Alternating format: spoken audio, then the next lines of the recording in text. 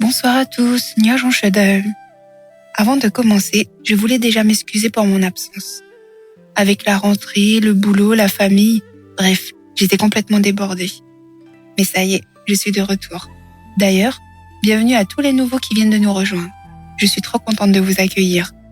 Et un énorme merci à ceux qui sont toujours là, depuis le début, et qui continuent de me soutenir, même quand je prends un peu de temps pour moi. Vraiment, ça me fait chaud au cœur.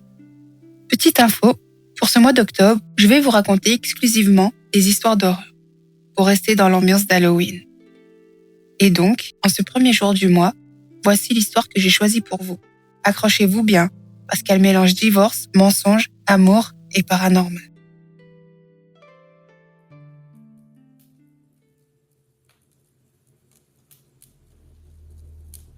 Cette histoire est une histoire que j'ai reçue d'une abonnée. Et comme d'habitude, je vais vous la raconter à la première personne. Alors installez-vous bien, éteignez les lumières pour les plus courageux, et c'est parti. Chez nous, dans la communauté Hmong, être divorcé n'est jamais bien vu.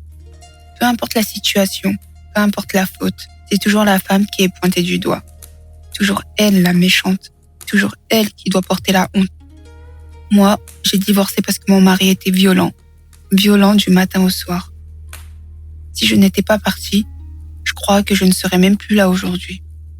J'ai pris la décision de divorcer pour sauver ma vie. Mais malgré ça, malgré toutes les raisons valables que j'avais, c'est moi qui suis devenue la femme divorcée. Celle qui n'a pas su tenir son mari. Après ça, j'ai promis à mes parents que je ne me remettrai plus jamais avec un homme Hmong. Parce que, quoi qu'il arrive, je garderai cette étiquette. Un jour, j'ai rencontré un homme français. On s'est donné rendez-vous au restaurant. Mais ça n'est pas allé plus loin. J'ai eu beaucoup de mal à fréquenter des hommes d'autres origines parce que j'ai toujours été avec des Hmong. En y repensant, j'ai donc accepté de reparler à des hommes de ma communauté. Mais avec beaucoup plus de critères. 1 an après le divorce, j'ai rencontré un homme sur Facebook. On a discuté, je lui ai dit que j'étais divorcée sans enfant. Lui m'a dit qu'il était aussi divorcé, sans enfant. Et quand j'ai appris ça, j'étais heureuse d'avoir trouvé quelqu'un qui me ressemblait. On se parlait au téléphone. Il habitait assez loin de chez moi, à environ 45 minutes de route. On a discuté régulièrement pendant 2-3 mois. Et c'est à ce moment-là qu'il m'a proposé de venir chez lui. Il ne vit pas avec ses parents. Il habite en appartement. Contrairement à moi qui vis chez mes parents avec mes frères. J'ai réfléchi avant d'accepter, me disant que si j'acceptais, je risquais d'être la plus attachée des deux. Mais bon, j'ai accepté et je voulais voir où il vivait et connaître son quotidien. Le jour venu, j'ai pris la voiture et je suis allée chez lui. Il vivait dans des logements neufs, propres, c'était très joli et chaleureux. Quand je l'ai vu, je l'ai trouvé tout de suite beau, encore plus beau que sur les photos. Sa voix était exactement celle que j'entendais au téléphone. Quand on s'est vu, j'ai senti que je l'appréciais beaucoup et que c'était réciproque. Ce week-end-là, nous l'avons passé ensemble. Pendant 1 mois, on s'est vu 1 à 2 fois par semaine. J'ai été très transparente avec lui. Je lui ai raconté chaque détail de ma vie. Et lui aussi m'a raconté la sienne. Je l'aimais beaucoup. J'ai donc parlé de lui à mes parents et je leur ai montré une photo. Mes parents étaient très contents pour moi. Depuis qu'on se fréquentait, c'est moi qui allais beaucoup plus chez lui. Au bout de la 6e ou 7e fois que j'allais chez lui, j'ai dormi là-bas. On était rentrés du cinéma, il devait être environ minuit quand on est arrivé dans son immeuble. Dans le hall, les lumières se sont éteintes pendant environ 2-3 secondes puis elles se sont rallumées. Il m'a regardé et m'a dit « Ça fait 2 ans que je vis ici et c'est jamais arrivé. Pourtant, dehors, il ne pleut pas. » Je lui ai répondu que c'était sûrement un court-circuit. En entrant dans l'appartement, il faut savoir qu'on arrive dans un long couloir. Au fond, à droite, la cuisine, à gauche, la salle de bain. La cuisine et le salon sont dans la même pièce. Et à côté se trouve la chambre. Lui, il était fatigué, il s'est couché sur le canapé. Je lui ai dit que j'allais me changer dans la chambre.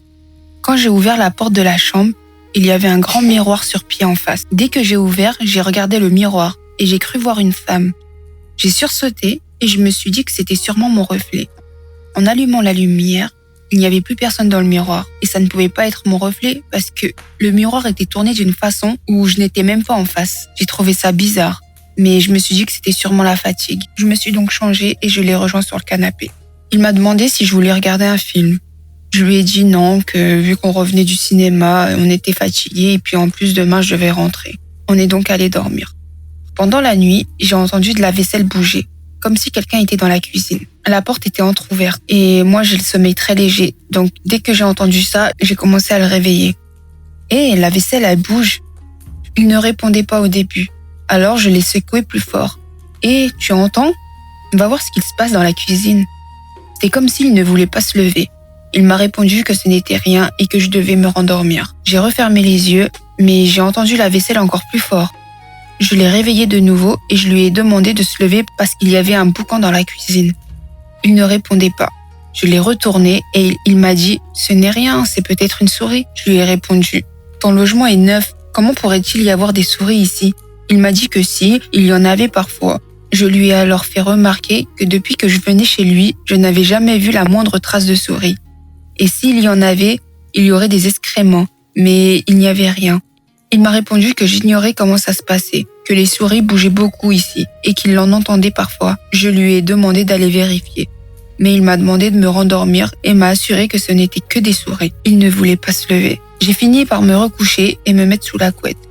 Le lendemain matin, je suis rentrée chez moi. Les jours suivants, je n'ai pas eu de nouvelles. Je lui ai envoyé des messages. Il m'a répondu qu'il était débordé par le travail, de jour comme de nuit, et qu'il n'avait pas le temps.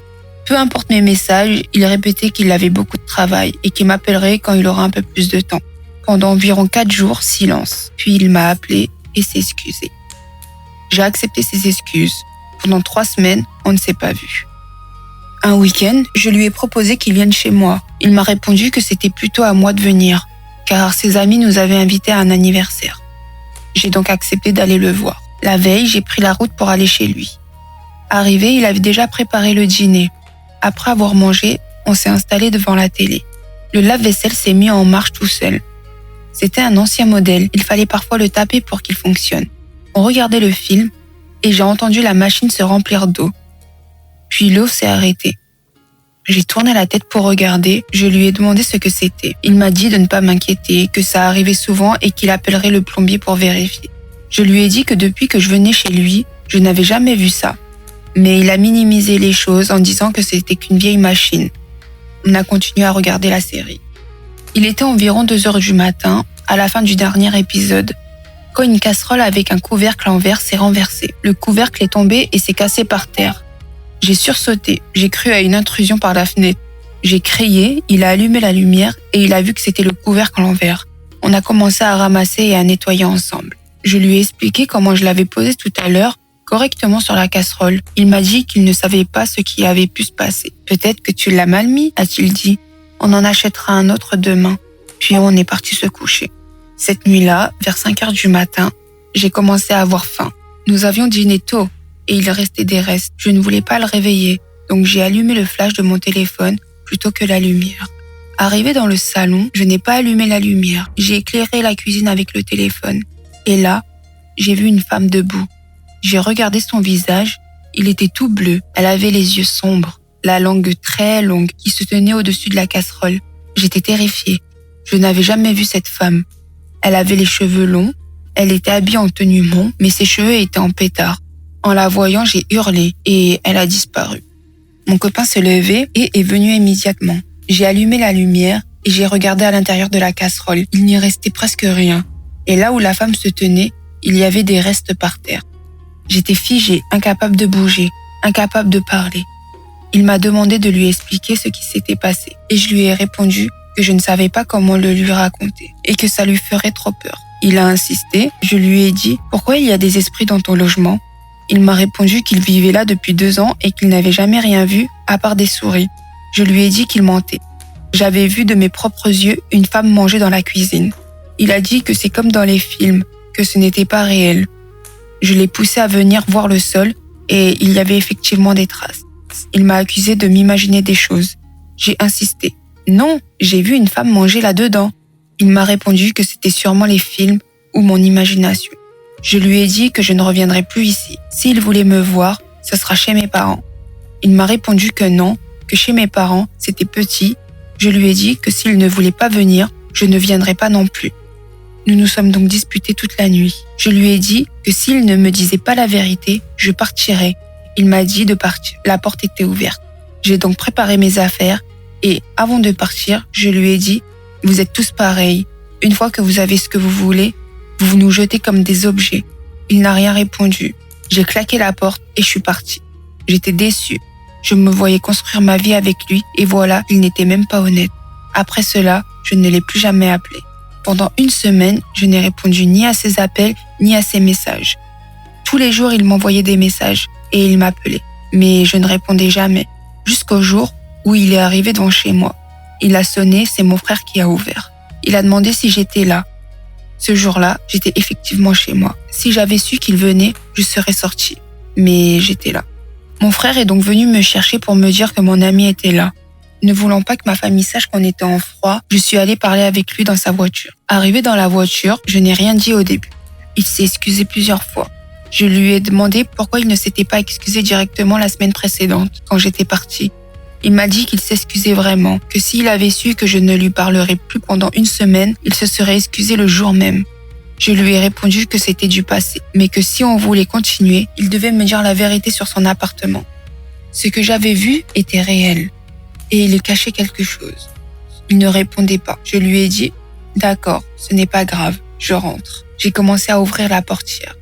Il a verrouillé la porte. Je lui ai demandé de me laisser sortir, comme la fois où il m'avait dit de partir de chez lui. Il m'a dit de rester et qu'il me dirait la vérité. Je suis restée assise, sans le regarder. Il a fini par craquer et m'a avoué qu'il m'avait menti. Il n'était pas divorcé, mais veuf. Je lui ai demandé où était sa femme. Il m'a dit qu'elle était morte. Je lui ai demandé pourquoi il ne me l'avait pas dit au début.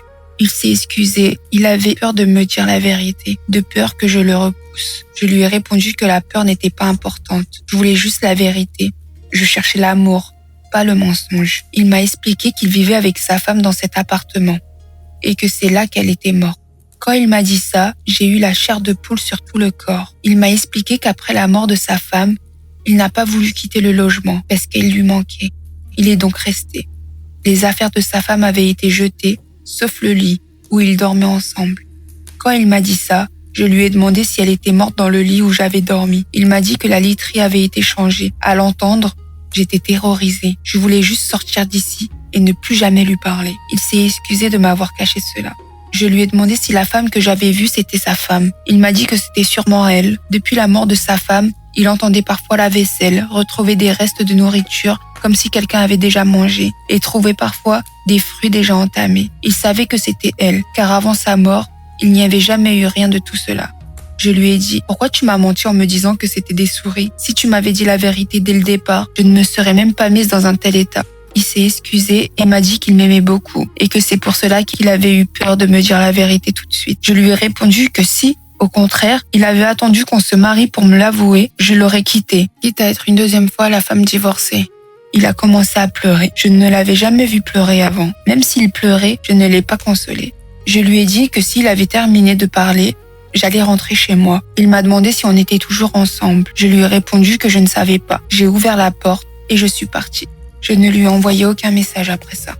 Pendant 5 jours, je n'ai pensé qu'à ça et j'en ai parlé à ma mère. Elle m'a dit « Ma fille, quitte-le. Si sa femme est toujours présente, c'est qu'elle est encore attachée à lui. Et si tu continues, c'est à toi qu'elle va s'en prendre. Arrête la relation. Les veufs, si leurs femmes reviennent, c'est qu'ils pensent toujours à elles. Elles reviennent parce qu'ils sont attachés. Ils n'ont pas peur, laisse-les. Sa femme ne vous laissera jamais.